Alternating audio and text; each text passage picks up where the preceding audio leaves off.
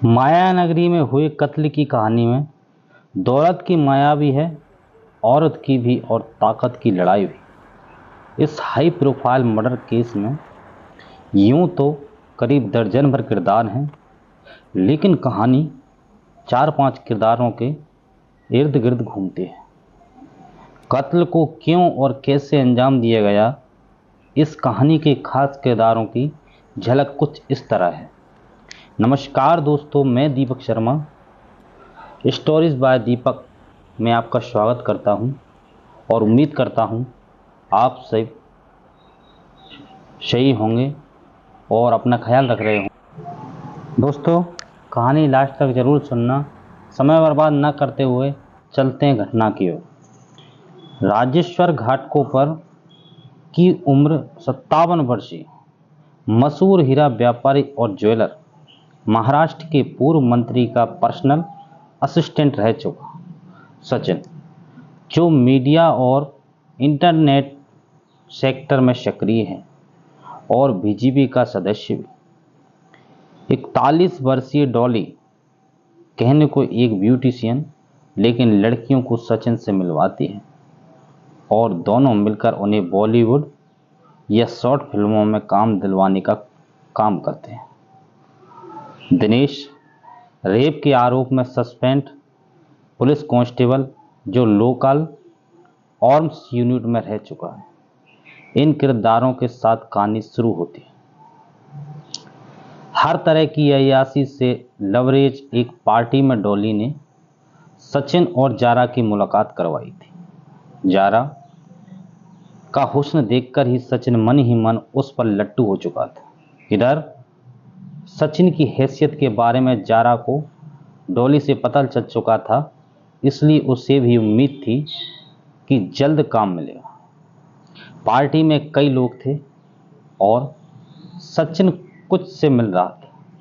डॉली कुछ लोगों के बारे में जारा को बता रही थी। ये एक डायमंड मर्चेंट हैं, नाम राजेश्वर है और सच में राजा है। इसे किंग कहते हैं। सोसाइटी में वो सट्टा कट्टा बंदा महेश है, सचिन का खास है और सचिन इससे ही बहुत से काम करवाता है। और उसको तो तू जानती है, हाँ, वही टीवी एक्ट्रेस। ऐसी कई लड़कियों को सेट करने के पीछे सचिन का ही हाथ रहा। पार्टी में जारा देख रही थी कि टीवी में कभी कहीं दिख चुकी कई लड़कियां मौजूद थी, जिनमें से कुछ किसी के साथ जा रही थी तो कुछ किसी के साथ। कई तरह के लोगों के बीच आंखों में इशारेबाजी चल रही थी। एक दो लोग जारा से भी मिलने आए और उससे ड्रग्स ऑफर करने के साथ ही अपनी झूठी शान दिखाने की कोशिश की। उधर सचिन और किंग के बीच बात चल रही थी।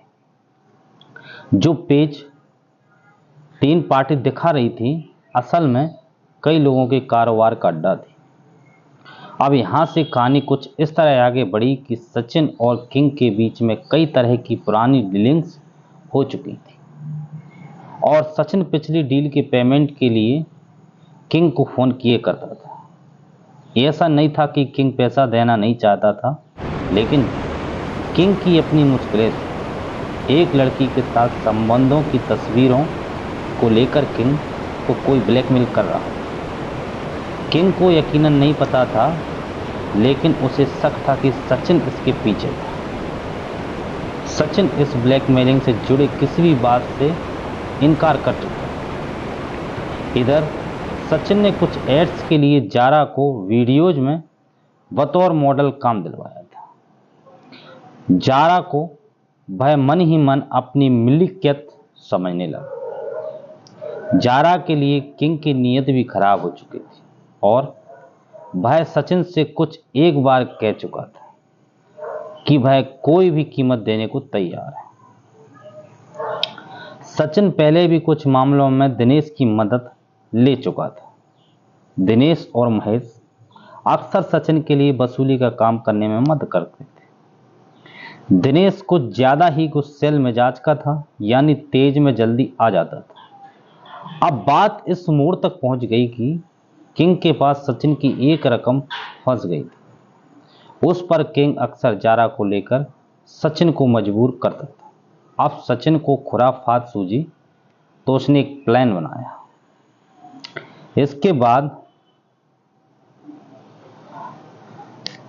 इस जारा के साथ किंग का एक वीडियो बनाया है, ऐसा कि किंग नाम की मुर्गी हमारे जाल में फंस जाए और सोने के अंडे देती रहे। जारा को इस काम के लिए मैं किसी तरह राजी कर लूँगा, होशियारी तो काम करना, और अगर ज़रूरत पड़े तो समझ गया ना, दिनेश तेरे साथ रहेगा, बाकी का प्लान बाद में करता है। इसके बाद सचिन और किंग के बीच एक बहस भी हुई, जिसमें किंग ने अपनी दौलत और धाक का जलवा दिखाया और सचिन ने भी अपनी पहुंच का, लेकिन बात फिर संभल गई और दोनों आगे बढ़ गए। फिर भी दोनों के मन में एक खलिश तो रह ही गई। इधर सचिन ने डॉली से बातचीत की और एक वीडियो शूटिंग के सिलसिले में जारा को फिक्स किया। जारा तैयार हो गई, लेकिन वह पहले भी सचिन के लिए कुछ काम कर चुकी थी और उसे उम्मीद थी कि सचिन के जरिए बॉलीवुड में एंट्री मिल सकती। फिर सचिन ने अपने एक साथी के कांटेक्ट के जरिए एक गैरेज में काम करने वाले सुहेल से एक कार पर नकली नंबर प्लेट लगाने को कहा। नकली नंबर 111 था। सुहेल ने पूछा तो सचिन ने वीडियो शूटिंग का बहाना बना दिया। अब सचिन इस गैरेज का पुराना कस्टमर था और रसूखदार आदमी था, इसलिए उस पर शक करने या उसकी बात से इनकार करने का सवाल ही नहीं उठा। सचिन ने सुहेल को कार ड्रॉप करने की जगह भी बताई। अब प्लान पूरी तरह तैयार था। बीते 29 नवंबर को प्रणीत ने जारा होटल से पिक किया और ऑर्डर के मुताबिक उस कार में बैठा जो सचिन ने भिजवाई थी। सुहेल और लिनोज नकली नंबर वाली इस कार में प्रणीत और जारा को लेकर निकले। बिकरौली के पास इंतजार कर रहे किंग के पास एक गाड़ी पहुंची। किंग के पास फोन पहुंचा। गाड़ी का नंबर है 41। आप उसमें आ जाओ, उसमें आपकी डिलीवरी भी है और यहाँ रैप पार्टी में आपका बेसब्री से इंतजार हो रहा है।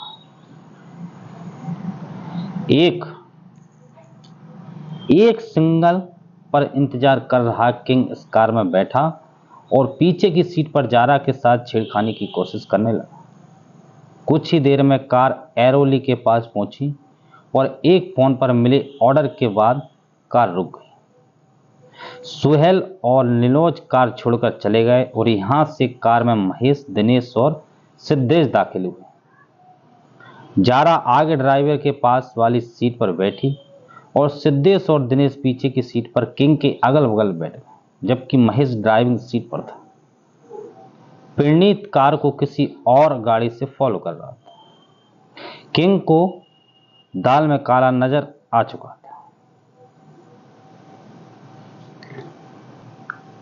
इसलिए वह बचने का रास्ता तलाश रहा था। तभी दिनेश ने केक उसे जबरन खिलाने की कोशिश की। किंग को बेहोश करने के लिए इस केक में कुछ मिला दिया गया था। किंग ने जब केक खाने से मना किया तो दिनेश ने उसके मुंह पर केक मसलकर जबरन खिलाने की कोशिश की। किंग चीखता रहा और जारा हैरानी से सवाल करती रही, लेकिन तीनों ने